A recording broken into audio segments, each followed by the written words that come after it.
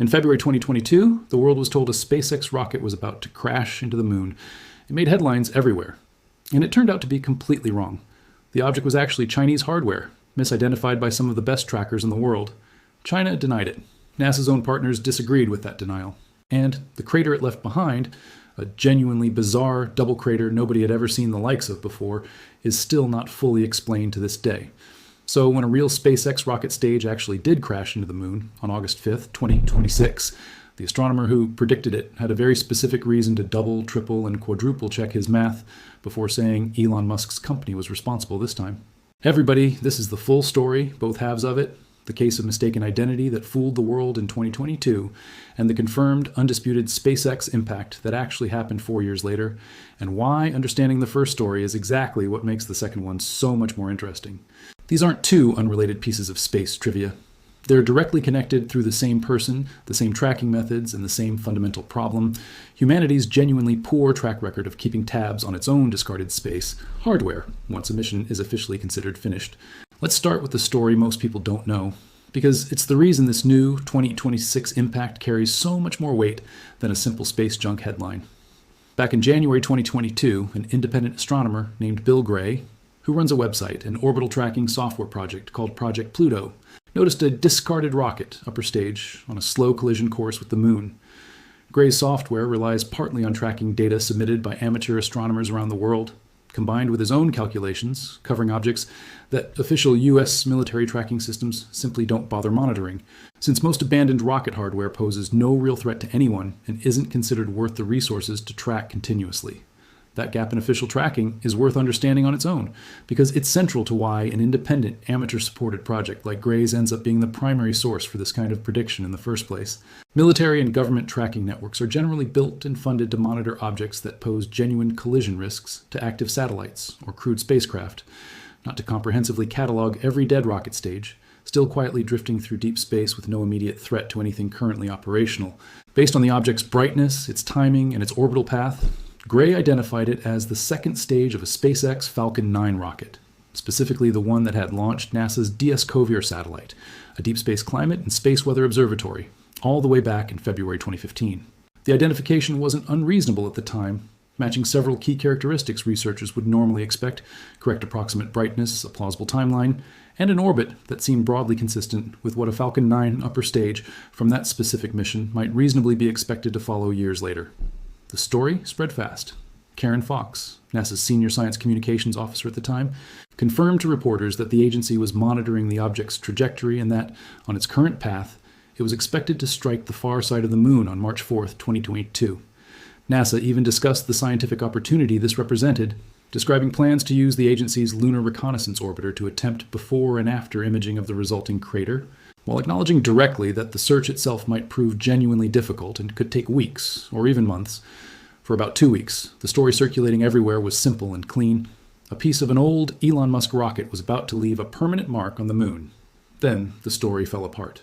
Bill Gray himself, digging deeper after receiving a note from John Giorgini, an engineer at NASA's Jet Propulsion Laboratory, realized something didn't add up.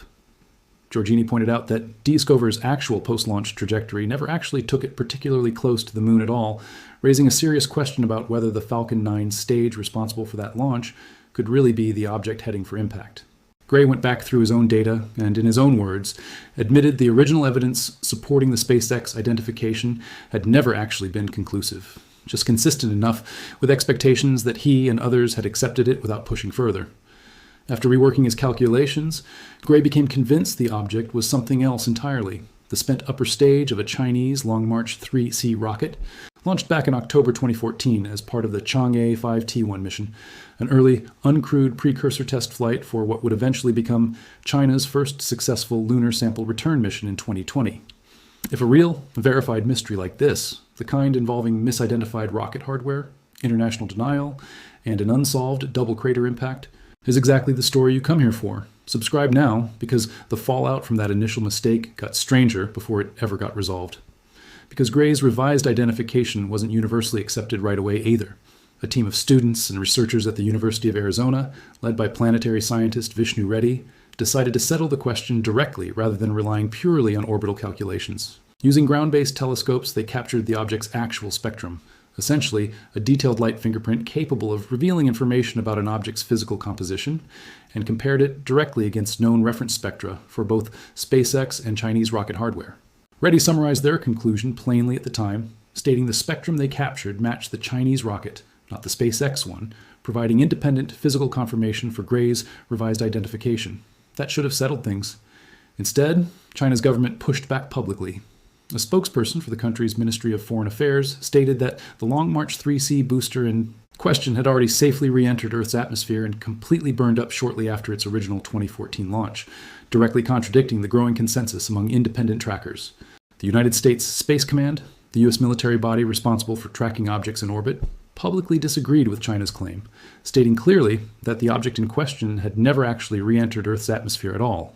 Nobody official ever definitively resolved that specific diplomatic disagreement. The rocket stage struck the moon's far side on March 4, 2022, precisely at the time and location Gray had calculated, regardless of whose account of its origin story people ultimately chose to believe. And the crater it left behind only deepened the mystery rather than closing it. When researchers eventually located and analyzed the impact site using orbital imagery, they found something nobody had ever documented before on the moon: a double crater, two separate overlapping impact craters of roughly comparable size, sitting right next to each other. Tanner Campbell, a University of Arizona doctoral student who led a detailed study of the resulting crater published in 2023, explained exactly why that shape was so unusual. He noted this was the first time researchers had ever observed a double crater like this on the moon, and that producing two craters of comparable size, positioned apart from one another, requires two roughly equal masses striking the surface, arriving close together but not as a single unified object. Campbell's team confirmed the rocket had carried a small instrument deck mounted to its upper end, but that piece of equipment weighed only around 60 pounds. Nowhere near enough mass to explain a second crater of comparable size to the one produced by the main rocket body itself. Their conclusion, published directly in the Planetary Science Journal, was that the Long March 3C stage had likely been carrying some kind of undisclosed additional payload, an object whose exact identity and purpose has never been publicly confirmed by China or anyone else to this day. That unresolved detail matters enormously for understanding just how much genuine uncertainty still surrounds routine spaceflight hardware once it's considered finished with its official mission. A rocket stage launched in 2014, tracked by multiple independent teams using different methods, confirmed through physical spectroscopic analysis, and precisely predicted to strike a specific point on the moon at a specific moment in time, still managed to leave behind a genuine, unexplained physical mystery once researchers actually got a close look at the resulting crater. That's the exact kind of humbling lesson that stays with a researcher, and it's precisely the kind of lesson Bill Gray appears to have carried directly into how he approached the 2026 identification months later. That's the full weight of history sitting behind Bill Gray's name specifically, when a new object showed up on a lunar collision course again, more than 4 years later, in early 2026. On April 29, 2026, Gray once again identified a rocket stage on course to strike the moon, and once again, that object traced back to a SpaceX Falcon 9 launch. This time, though, the identification came with considerably more confidence behind it, and considerably more scrutiny applied before anyone went public. The rocket stage in question was tied specifically to a Falcon 9 launch from January 15, 2025, a mission that had carried two separate lunar landers into space on the same flight: Firefly Aerospace's Blue Ghost 1 and a Japanese lander called Resilience, built by the company iSpace. Both landers had completed their own separate missions successfully, Blue Ghost becoming just the second commercially built spacecraft ever to achieve a fully successful upright soft landing on the moon, part of NASA's broader commercial lunar payload services initiative aimed at getting private companies more directly involved in lunar exploration and delivery. The rocket's upper stage, its job finished once both landers had been safely deployed, should have followed the standard disposal procedure, being intentionally guided back into a controlled re-entry through Earth's atmosphere sometime after launch, burning up completely and safely. Exactly the kind of routine, unremarkable conclusion that thousands of previous rocket stages have followed without incident. For reasons SpaceX has not publicly detailed, that final disposal command never appears to have been executed.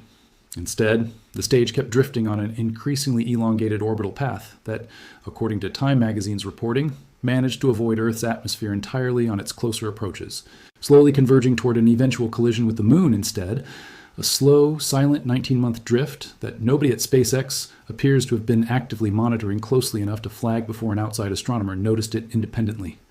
Gray's prediction this time was precise, almost to the point of poetry given the earlier controversy, forecasting both the exact date and time of impact, and the specific location, near a crater called Einstein Crater, sitting at the far western edge of the moon's far side, months ahead of the actual event. And this time, there was no diplomatic dispute waiting on the other end. This rocket stage really was SpaceX's, tied directly and cleanly to a documented, well-known launch, with no rival Chinese identification, no government denial, and no unresolved question about whose hardware was actually responsible. The difference in confidence between the two announcements, 4 years apart, tells its own quiet story about lessons genuinely learned. The impact itself occurred right on schedule, at approximately 2:35 a.m. Eastern Time on August 5, 2026, the 45-foot upper stage slamming into the lunar far side at roughly 5,400 miles per hour, 7 times the speed of sound. NASA's own post-impact estimate placed the resulting crater at approximately 60 feet across and 12 feet deep, while separate calculations reported by Space. Com suggested it could measure up to 89 feet in diameter, a range reflecting the genuine difficulty of precisely modeling crater size, before anyone has actually captured direct imagery of the result. Because the impact happened on the far side of the moon, in daylight, no telescope on Earth could have observed it directly, even if every astronomer on the planet had been watching at exactly the right moment. To put the object's mass in perspective, the upper stage weighed somewhere around 10,000 pounds, roughly the weight of 2 full-sized pickup trucks. And with no atmosphere on the moon to create any drag or resistance, every bit of that mass and velocity translated directly and completely into the resulting crater. What's happening right now, in the days immediately following this confirmed impact, closely echoes the very same search and confirm process that played out after the 2022 incident, just with considerably less uncertainty about whose object is actually being searched for. NASA's Lunar Reconnaissance Orbiter, the same spacecraft that eventually helped locate and image that earlier mysterious double crater, was scheduled to pass over the predicted 2026 crash site, roughly 7 days before impact, and again, roughly 7 days afterward, allowing the mission team a direct before and after comparison. Brent Gary, a project scientist working on the Lunar Reconnaissance Orbiter mission at NASA's Goddard Space Flight Center, explained that once the actual impact occurred, the team would have a considerably clearer idea of exactly where to focus their search within the predicted zone. NASA spokesperson Rob Garner confirmed that South Korea's Danuri spacecraft, formerly called the Korea Pathfinder Lunar Orbiter, would also be watching for its own imaging opportunity. Though he noted that actual image availability depends on several unpredictable factors, including precise impact location, lighting conditions on that part of the lunar surface, and simply when each orbiter's own path next carries it back over the right coordinates. NASA's Meteoroid Environments Office additionally planned to attempt observation using ground-based telescopes, hoping to catch any brief flash of light or debris plume visible right at the moment of impact, even knowing the crater itself, sitting in daylight on the permanently hidden far side, would remain completely unobservable from Earth, regardless of how sensitive the equipment used. That represents, essentially, the only real-time observational tool available for an event happening on the one hemisphere of the moon no ground-based telescope, however powerful, can ever directly see. There's a genuine scientific silver lining layered into an event that, at its core, represents an operational mistake, a missed disposal command that let a piece of hardware drift unmonitored for 19 months. An international team of researchers, publishing their analysis on the open access research server Archive ahead of the confirmed impact, calculated that the resulting ejecta plume, the cloud of debris and dust kicked upward by the collision, might briefly become bright enough to be visible against the darkened edge of the moon, a rare opportunity for skilled amateur astronomers to potentially observe some visual trace of the event, even with the actual impact site itself remaining permanently hidden from Earth. One researcher involved in that modeling work described the value directly, framing this kind of precisely known impact as a genuinely rare chance to calibrate ejecta plume science against a real, verified event, research that carries direct practical value for every future lander or spacecraft mission planned for the lunar surface. Precisely known impacts like this one are genuinely rare in planetary science. Most crater scientists study, whether on the Moon, Mars, or elsewhere, have to be analyzed after the fact, with researchers working backward from the resulting geology to estimate an impactor's original size, speed, and angle. Having exact, documented pre-impact data for mass, velocity, and trajectory, the way this event provides, flips that entire process around and gives researchers a genuine, verifiable baseline to test their models against. This event also lands within a considerably larger, ongoing conversation about how spacefaring nations and private companies handle exactly this kind of leftover hardware, a conversation the 2022 controversy helped meaningfully accelerate. According to Forbes' coverage of the 2026 impact, this event pushed the estimated total mass of human-made debris on or near the moon past 209 tons, encompassing nearly 70 years of accumulated rocket stages, landers, and mission hardware. dating back to the Soviet Union's deliberate Luna 2 impact in September 1959, the first intentional spacecraft collision with the lunar surface in history. In the years since the 2022 controversy specifically, Gray has noted a real, documented shift in how at least some of this hardware gets handled afterward. China's more recent lunar mission launches have reportedly moved toward placing spent upper stages into stable solar orbits rather than trajectories that risk an eventual unpredictable impact with Earth or the Moon, a deliberate change that tracks closely with the scrutiny generated by the 2022 incident. Gray has similarly noted that a different, more recent SpaceX Falcon 9 upper stage, launched in November 2025 for a mission called Escapade, was specifically placed into a solar orbit for exactly this reason, suggesting SpaceX has been actively working, in at least some cases, to prevent precisely the kind of unmonitored lunar impact that ended up happening with this particular Blue Ghost and Resilience stage regardless. Why that same safeguard wasn't successfully applied to this specific stage back in January 2025 remains an open, unanswered question, and one SpaceX has not addressed publicly in any detail since the impact occurred. It's worth being clear about what an event like this both is and isn't, especially given how dramatic a headline about a rocket crashing into the moon can sound out of context. Nobody was ever in any danger at any point during either the 2022 or 2026 incident. Both objects were tracked and predicted with real precision months in advance, and the moon itself absorbs impacts of roughly comparable energy from ordinary natural meteoroids on a fairly routine basis, with NASA noting that meteoroids carrying similar energy strike the lunar surface every 6 days or so under typical conditions. What makes both of these specific stories genuinely worth telling isn't danger. It's the combination of human error in how leftover spaceflight hardware gets disposed of, remarkable amateur and independent scientific detective work in tracking and identifying exactly what these objects are and where they're headed, and a real, if modest, ongoing scientific opportunity buried inside what began, in both cases, as an unplanned mistake. So here's where these two stories, 4 years apart, genuinely connect. In 2022, the best available tracking data led respected researchers to a wrong conclusion at first, one corrected only through careful follow-up analysis, independent spectroscopic verification, and ultimately an international dispute over sovereignty and disclosure that has never been fully settled. That event left behind a crater shape nobody had ever seen before, and a lingering unanswered question about an undisclosed payload that remains genuinely unresolved in the scientific literature today.